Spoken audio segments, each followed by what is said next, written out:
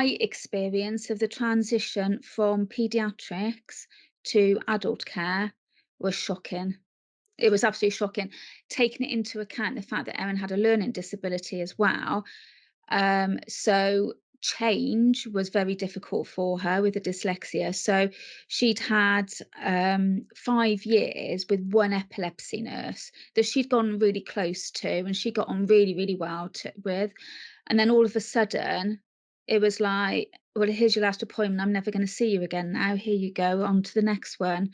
And I just think that whole situation needs to be geared up to that patient. Some patients will go through that no problems, but there's other patients who maybe don't deal with that as well. And it wasn't even considered. We saw the epilepsy nurse quite a few times, which was fine. But the actual consultant we probably saw twice. Um, and he didn't know how to talk to a teenage girl about epilepsy at all.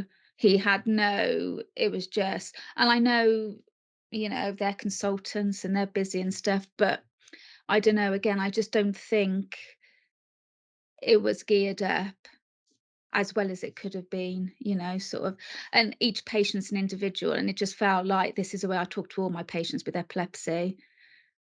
And, I don't think I don't think that's a good feeling for the patient, let alone anybody else.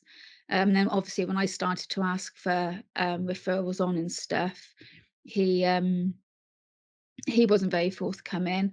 And then I did ask to go and see him after we lost Erin, and he refused to see me, which apparently I've since learned is against the NICE guidelines that the consultant should see you afterwards. But obviously at that point in time, I wasn't aware of that, so I didn't do anything about it. So yeah, so that was quite interesting.